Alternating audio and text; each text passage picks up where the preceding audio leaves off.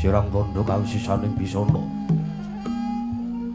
sono sinawung langening telepo estu maksil stantun lapai buddha jinantara tutara katurata tula-tulat mreh labden parabdya wini sudang upama praming niskara gangga trigangga durga mendhak kala sirna pinardita ming lauta mangke tetap usanang gewita tangurenggen pralambang matumpa-tumpa marmo panggung sang muring kontose kebyar dumadining wayang Purwa Purwakaning kandha linarik peruntuting basa dongeng kuna ngemu surasa yen linarasaya karaos mulan sari rahang rasa wani wuruhing diri rasa rumangsang rumangsani pindhane kadya jalma kang ilukaca jarwe wis rinakop cak ing carita becik wis kagelaring matering pakeliran yaiku Satria Mrisani pagelaran ing Purwa Surya Candra Tarung Yang Kartika wis kenoba dhateng kawasa sahari ratri hangidri bawana prategeng tuk sinagilir kewanti temah dadi pecanganing dina sasi warsi windu kang sarta abad Tetung lantang kartu mangkarto isi rambunto japating rembyah dato padanging kutu-kutu alang atogo Buronto yong-yong Buronto ono dadi ombranan tanpa wicalan padang terawangan sinari sanggang renang kang rasa murbani jagat mungging jagat wetan mungup-mungup mungging kalingan mukerabang merengang alamun kang sayan dilat-dilato bumi saya dangu sumrep sanggang ngarep kados meblak kanan kuning abang esmu jendara kapur bawan sinari sanggang basonto tanam lukaton ijo royo-royo manggu gunung kekaton biru moyo-moyo pucuking gunung temenan gundal kasiring meraban sono lenggat lenggut nganti kaya gunung Makutha Mega tanpa tawis dangu soleng kawula dasih dene larsa ngupuya buga karep tegal sawahe angur silur tanpa pedhoti sinambi sendonan sesindenan mikul garulukune anggiring raja kayane sawanana pirembagan Sumarwati Sanggang Arkasa dangu saya inggil wis katon mula sinari jagat dunung ing kiblat papat lor kidul wetan kulon sinari jagat kang samyara Banyudara putih jorban kukuwung parandiri tatan wonten ingkang keduga bisa madani kepunging praja negari ing gambir pangot ya senajan to namung wujuding negara alas-alasan nyata ing kono tuhu Nalendra dubriksa gedene ngungkuli dalange sak gunung Pranakan ya sak Perbata Siwi ingkang sampun kepareng lenggah wonten madaning guwa Kedaton negari Gambir Pangkok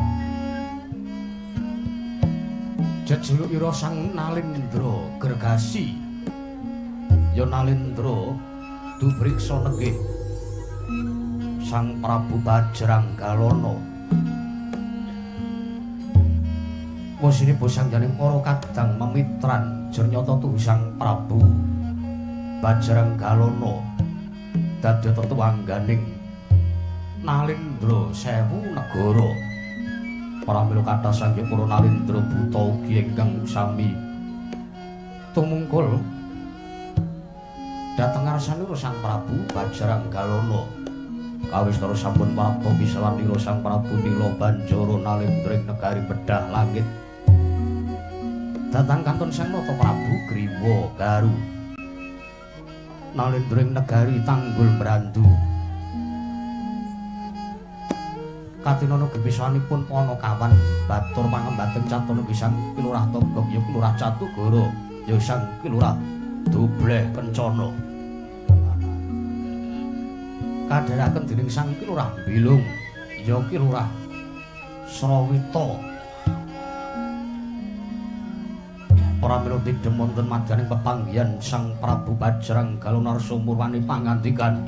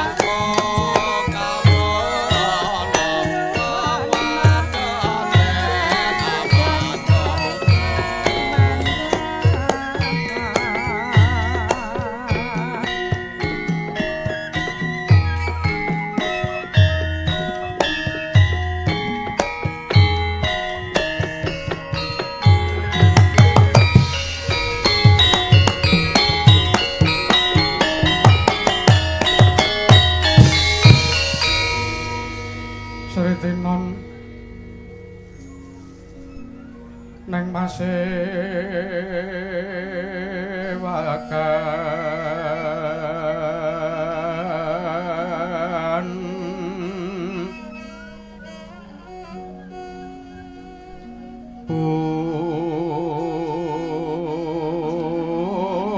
busana maneka warna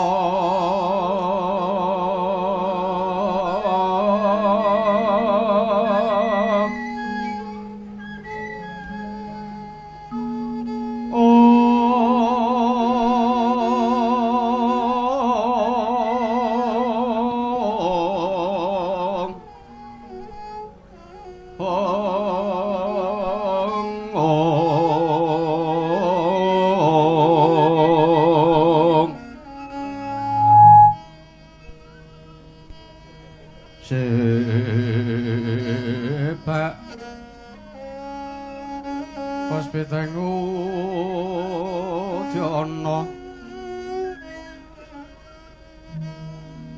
yang manjra Sarawarukma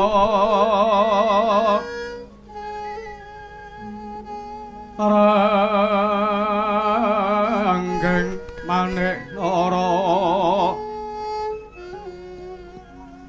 Narawata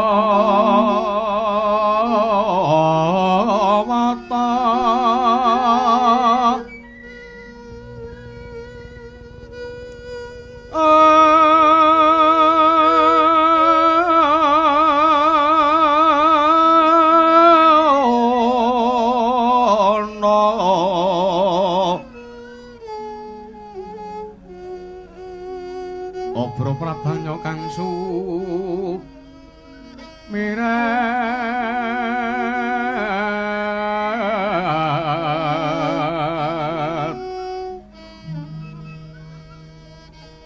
kenyaring neca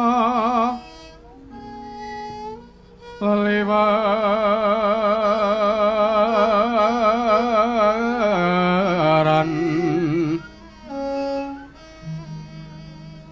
lergi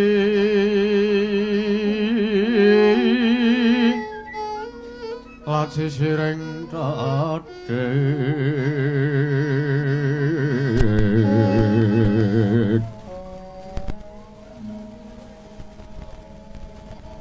wimbo kekondo amrek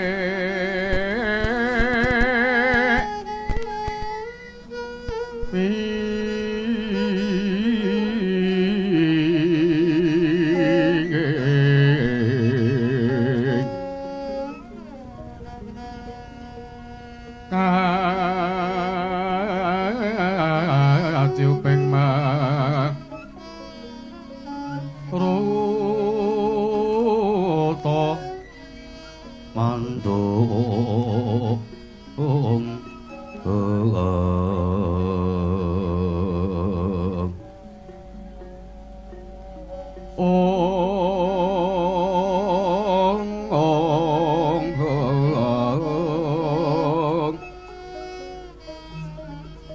Saparan mangambar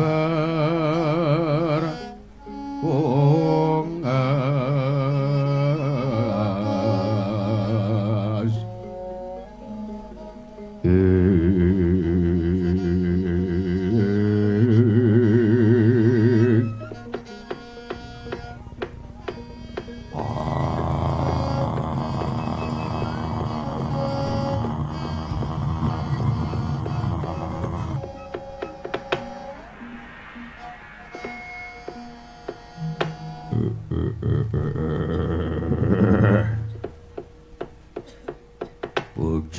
Bujeleng iblis lanat padha jek-jekan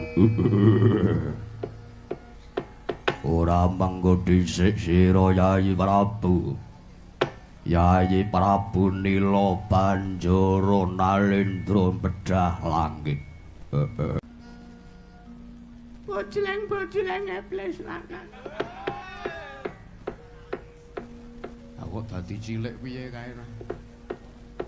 Wong iki wis warane wis gedhe banget iki, ngrekasake tenan ah. Iki nek ora ngejo sing dawuhe juragane sepatu sing ora aku gelem. Wis direwangi bentoyo ngawake sih. Janji ra entuk sepatu 5 ngono. Gusar atiku. Gayane gusar barang ora. Bilung wonten dawuh sinuwun kowe menengo nggih wonten mangandika dawuh paduka Gusti kula Koko Prabu Bajranggalana Koko Prabu ing gambir pangot sawanipun kang rayipun Nila Banjara ing bedah langit tansah manggih kasugengan sampun sekeca praptanipun kang raying bedah langit Koko Prabu kula ngaturaken sembah kula kunjuk wonten ngarsa paduka Yayi Prabu Bajrang Yayi Prabu Nila banjur sowan ngersanipun Kakang Bajranggalono ngaturke sembah. Pangestuku wae tampanono Yayi Bedhah Langit. Sampun kula pundi. Yayi Prabu Griwa Garu. Yayi Tanggul Merantu padha kanthi prayoga sowanmu Yayi Prabu. Arca Kobra Iblis lanat padha cek kan. Wonten pangantika dhawuh tuku Kanjeng Koko Prabu Bajranggalono ing gambir pangot najan gangarayipun Griwa Garu. Sowan kula wilujeng alisne sambi kula pareng kula ngaturaken sembah pangabekti kula kunjuk lho.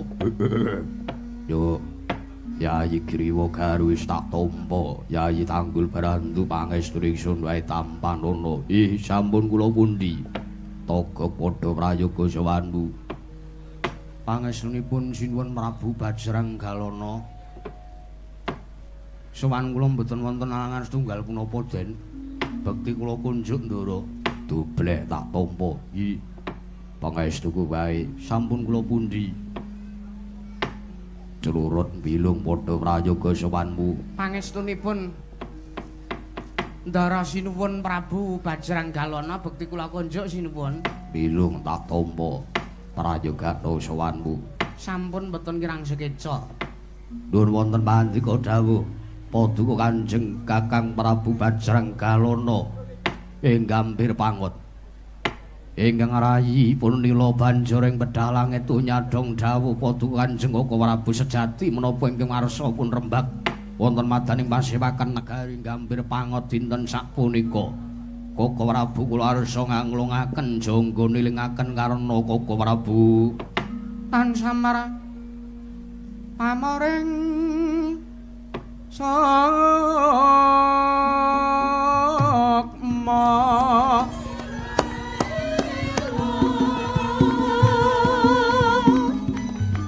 sinakmaya winasya ing sepi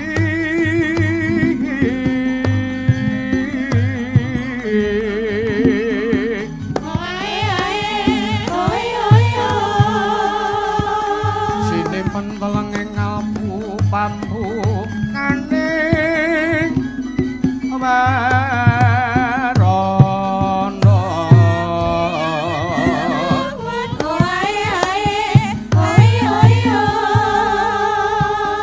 Tarlen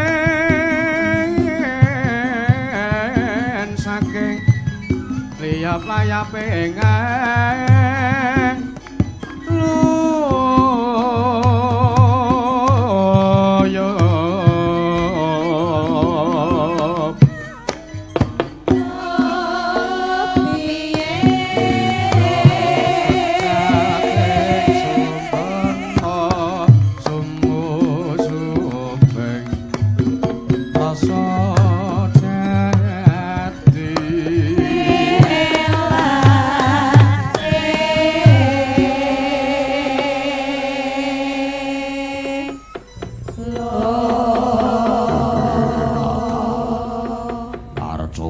Iblis lanat padha jek-jekan Yayi Prabu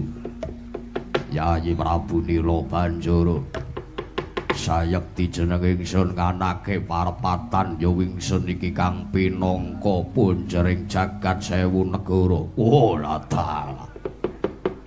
Jeneng ingsun iki Nalendra wis mataun-taun madheg ratu ana ing negara Gambir Pangot.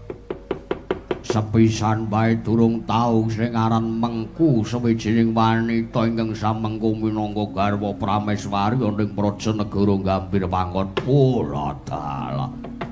Destun temen Yayi Prabu, destun temen.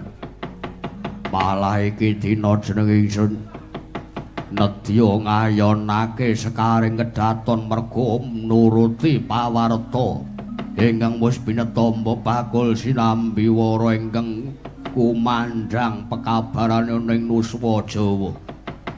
Ya kuwi negara ing Mancala ingkang anakake Sayembara Putri Pinilih ingkang ora kejaba Patih negara ing Pancala ngaran Patih Gandamana duweni prasetya sapa ingkang bisa ngalahke dheweke keduga bisa ngukup putri sekaring kedaton kang apawangi ya sesilih Dewi Waradrupadi Sang Dewi Kresna. Kula wangsa kuwi Yayi Prabu Nila Banjara. Oh, tak kanthi kabeh wae saking Nalendra Sewu negara. Iki dina ngebyuk ana ing kedaton negara Pancala Gandamana rangken kepara untal malang ning wadhuk Udrupadi dadi sisianing nata ing Gambir Pangot Prabu Bajrangalana Yayi. Nyan siswa matur marang Ari Sang Mahayagi Sang Wipa Kadiparan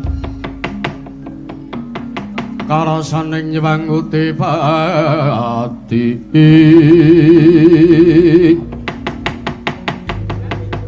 Yogya sarining warana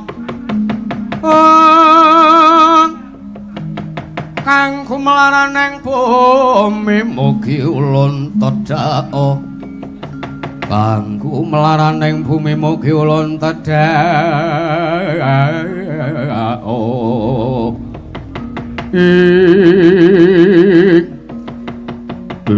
Latala nyuwun mapunten Koko Prabu Sewu Lepati Agung Mangaksami Yayi Prabu Nila Banjara sajan duwe atur nyuwun mapunten mongkok tiasing manahipun kang rayi ing bedah langit sareng kula midhanget sabda pandika paduka kepengin ngayonaken putri sekaring kedaton. Oh, sampun ngantos paduka piyambak ingkang temandang ngunduraken Gandamana Koko Prabu. Panjenengan kula aturi lenggah ingkang sekeca mapan wonten negari Gambir Pangot cekap ingkang rayi piyambak kewala ingkang sakmangke saged ngunduraken Gandamana Nulya Drupadi kula pisungsaaken wonten ngarsa paduka. Mengke riyen.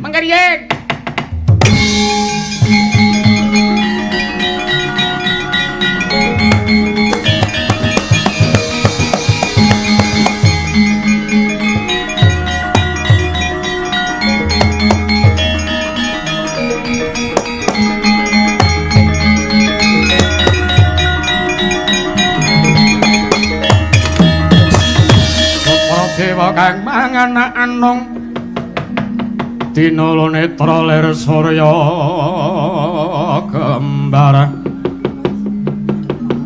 dina netra lir surya kembar tutuk yayaleng ing Kutaka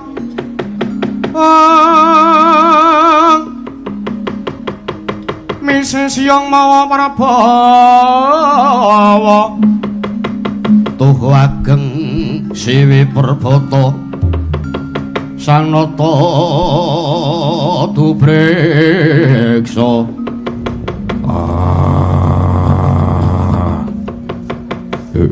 latala Catugara sartane Sarawita maju sajan kene atur mengke riyen kula karo Bilung sing rada ora nrimake nggih sebabe apa kowe sakloron ora nrimake toga kelan kowe Bilung. Nyun pangapunten sinuwun. Menawi sekawit ingkang rayi para Nalendra Sewu negara tetelukan Nalendra memitran mawi sami sarujuk menika memper. Jernata para punggawa menika mung manut kalian dawuh pangendika panjenengan. Ning nek kula karo kakang kula dobleh niki wontenipun kula sowan namung kepengin ngelingke. Nggih. Kula mung kepengin ngemutke dhateng panjenengan. Sampun ngantos panjenengan sak mangke nerak pepacuh, nerajang pepalering dewa ingkang sampun dipun damel dhateng arsaning dat kang marwa ing dat. Ora ngusik. Aku ki arep mengku wanita menapa tok penggak. Sarta dosane lupute apa sartane kleruku nggon endi? Aku Nalendra menang ngukup putri minangka garwa Prameswari. Nggih, kenging mawon ning Drupadi niku mung cilik kamangka panjenengan gedene sakmene. Mesake mengke ra sida urip. Omonganmu kok ora ngepenake to, Long. Coba to bayangno wae. Wonge semono gedene ora sing linang, nggih sing wedok mingsak aku. Mendah. dikentel tugu Modarna. Wong Rembag kula karo Bilung niku mung arep ngemutke panjenengan. Panjenengan niku Nalindra Yaksa. Ha iki pasanganipun Yaksa niku kalih Yaksi, Raseksa kalih Raseksi. Dewa karo Dewi, Widodara karo Widodari, satriya ya karo anak pendhita. Panjenengan menika ya bener Nalindra kula ora miadu, kula ora maiben. Nanging sampun ngantos sak mangke panjenengan menika Klesluruh dalan ingkang kleru. sebab Menapa? Drupadi menika Wong wedok lumrah, senes wong wedok raseksa babar pisan senes. Dedeg piyadekipun para Drupadi inggih pun Dewi Kresna menika dedeking menungsa lumrah. Lah mangka panjenengan menika nuwun sewu biya. Lumrah saka nggon endi kaya ngene iki ora umum. Kula pun iso mbayangke nek nganti sampeyan mengke kelakon dhaup kalian Dewi Wara Drupadi, kula ajriye mengke sampean ora sida ngukup katresnan ning malah layu-layu. ora dosaku apa. Mboten dosa, mboten dosa. Ning nuwun sewu to. Panjenengan niku wonten negari Gambir Pangot menika sampun katelah Ki Gedhe Abrak. Kula mesake kalih sing wedok. Panjenengan kestu mboten kestu mangundurke mawon kegiatan panjenengan menika. Nek mung mburu nepsu menika nuwun mapunten. Ngendi enek wong wedok sing gedene padha sampean?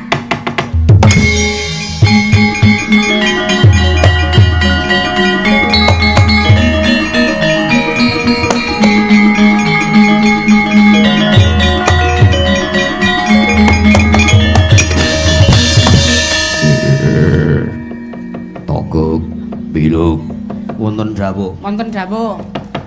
Niatku iki wis tahan tepi, karepku iki wis tahan tepi. Sok sapa sing mepalangi karepanku rawe-rawe rantas malang-malang mutung. Kowe iki mung batur pangembating catur ora ndine wewenang menggak marang kepaning Nalindra ing Gambir Pangot. Lho ya wis. Ora sida bahagia kok malah berduka. Lah ngopo to? Wis ta bayangno to, Gok. Gek arep sepira coba. Tangane wis gelo sak ndasku, gelo. Ora. Jempole sak lengenku. Hamindah. Bayangno wis to, aku wis ora kuat bayangke aku.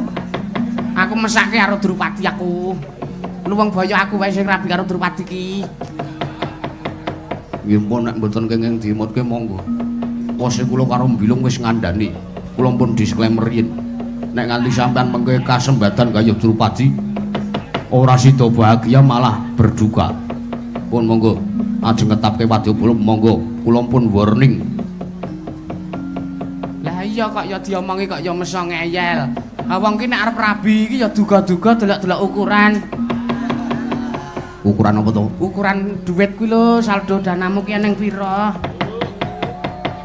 Ragate iki ora mung cukup ragat bondo, ragat tenaga lahir batin awak kuwi perlu.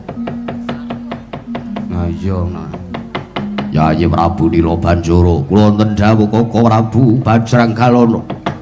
Para ketapna Nalindra sewu negara iki dina bakal gempur negara ing Pancala. Wah, nyuwun pamit padhal pasilan.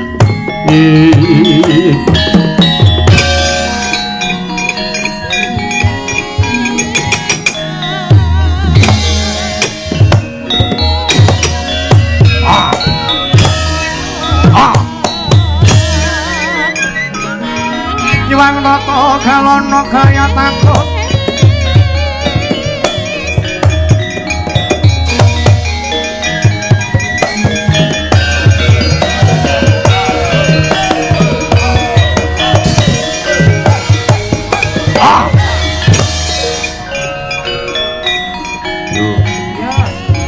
Budal niki. Budal. Nggih.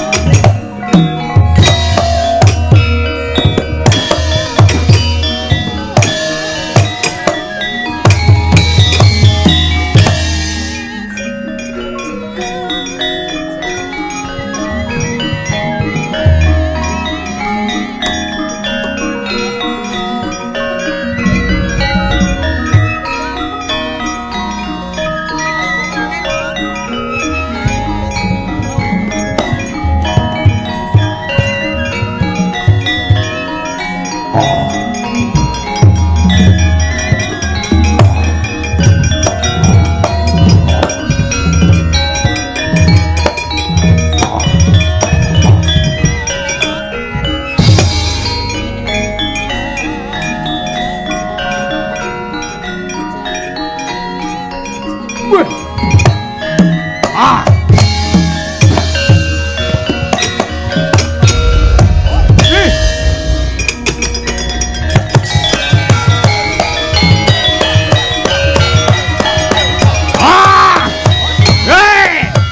Iya!